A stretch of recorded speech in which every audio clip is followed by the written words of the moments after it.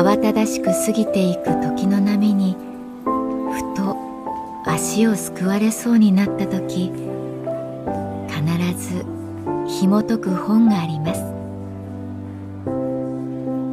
その本にはある女性の人生が描かれています。どこにでもあるごく普通の人生。でも本の中の彼女に出会うと、心の湖に波紋が幾重にも広がるように、ゆっくりと優しい言葉が満ちていきます。今日はどんな彼女に会えるでしょうか。サウンドライブラリー、世界に一つだけの本。朗読は私、木村多江がお送りいたします。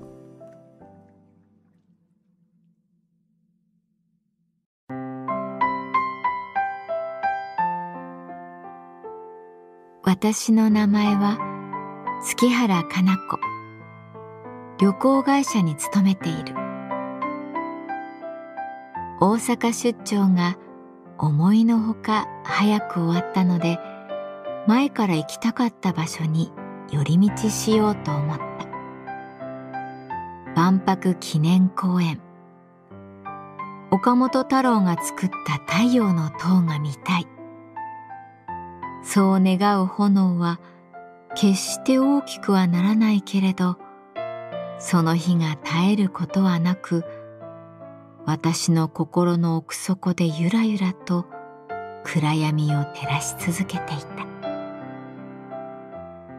有名建築家が作った屋根を突き破るべらぼうなものを創造した岡本太郎という人。そのパワーを少しいただくつもりで、御堂筋線の千里中央駅で降り、門真市行きのモノレールに乗る。モノレールの窓からすっきり晴れ渡った秋の空が見えた。眼下には高速道路。ああ、見えてきた。進行方向左手にテレビや雑誌で見知ったあの建造物が顔を覗かせている。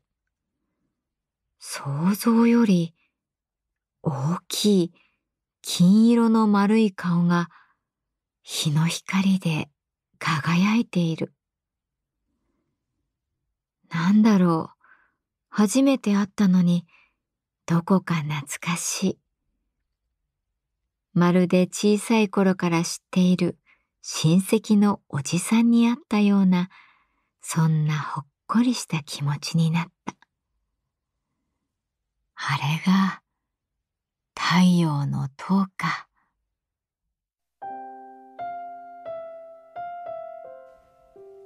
万博記念公園駅から歩く。中国自動車道の上にかかった中央橋を渡りながら、太陽の塔から目が離せない。どんどん大きくなってくるそれは、もはや親戚のおじさんではなくなり、どこか憂いを帯びているクールなイケメン。ゲートをくぐり全貌が明らかになったとき、私は言いようのない感動に包まれた。何？これは一体何？頭で理解しようと思ってもわからない。少なからず世界を旅して様々なオブジェや建築物を見てきたつもりだったけれど、こんなの見たことない。広げた両手は私を包み込む素振りも見せず、お腹の大きな顔がふてくされたように私にこう言った。何にも変わってないな。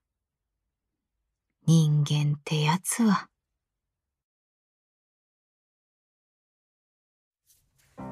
1970年大阪万博。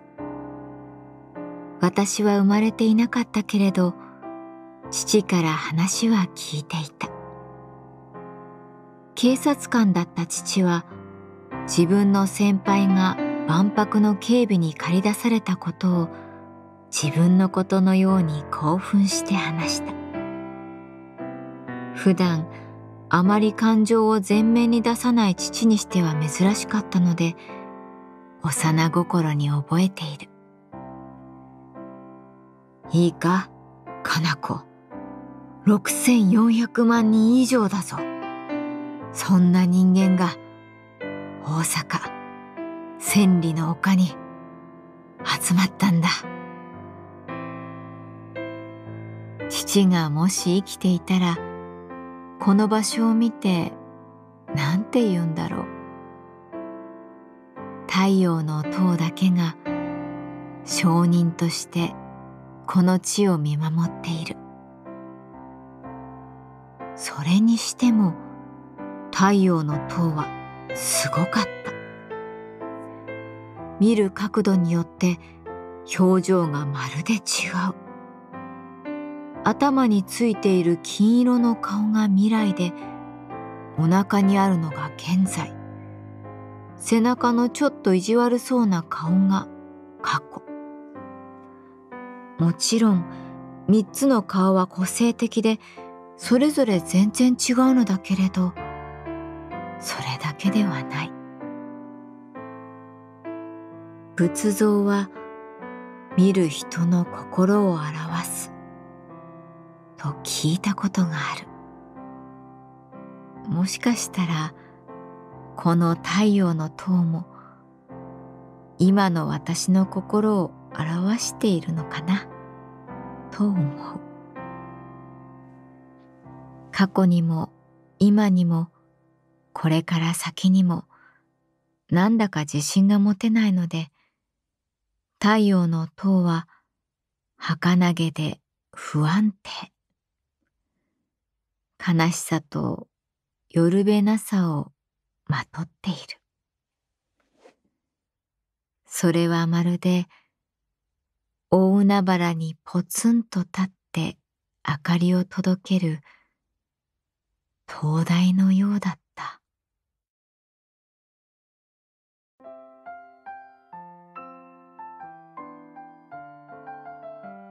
大阪万博の広大な跡地は、自然と人間の共生を掲げ、生物多様性を具現化する森になった。バラが見事だという花の丘を目指して歩く。途中、ドイツ館、オーストラリア館跡地という石碑があって、当時を偲ぶ人たちが足を止める。アメリカ館があった場所でしゃがみ込んでいる男性がいた。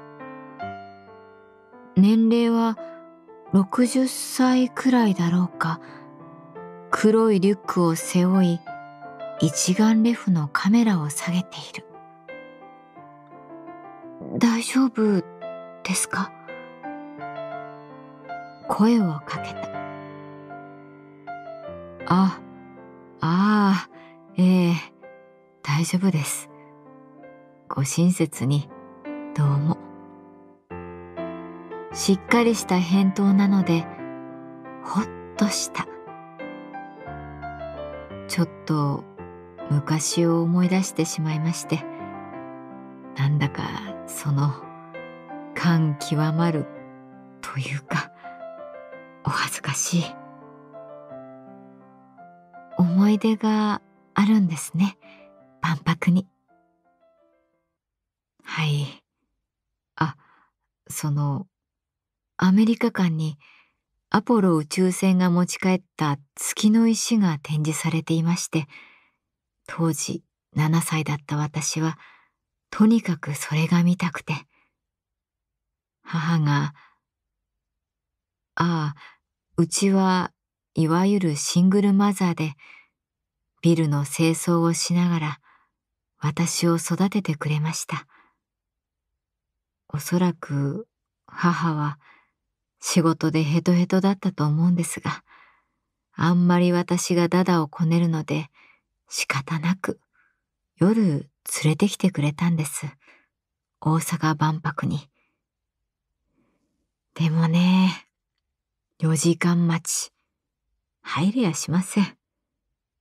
それでも並んでくれたんです。母は立ちっぱなしです。4時間。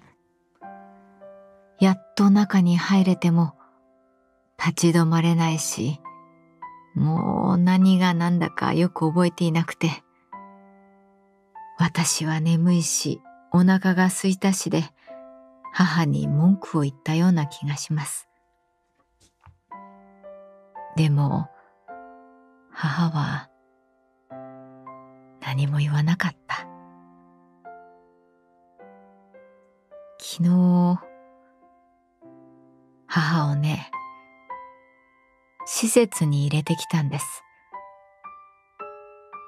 自分ではもうどうにも介護できなくて、なんだかね、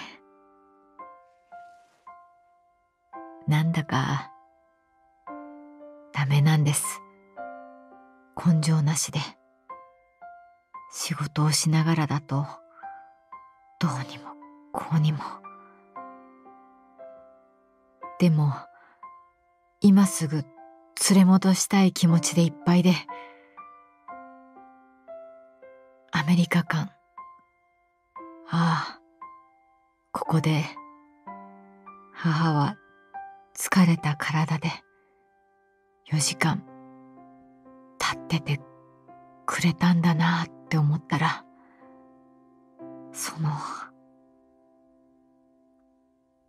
ごめんなさい。泣けてきて。4時間、立っててくれたんだなって。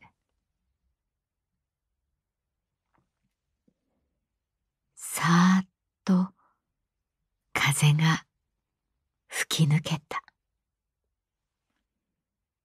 それはまるでアメリカ館に立っていたお母さんの微笑みのように優しい風だった。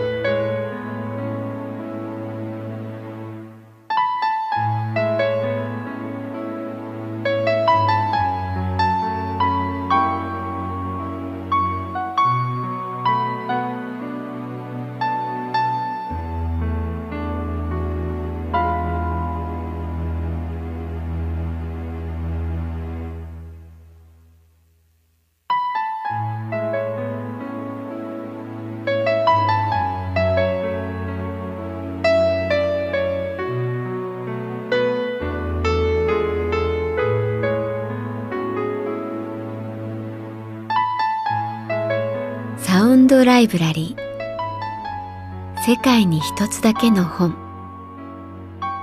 作北坂雅人、演出広島聡、朗読は私木村多江でお送りいたしました。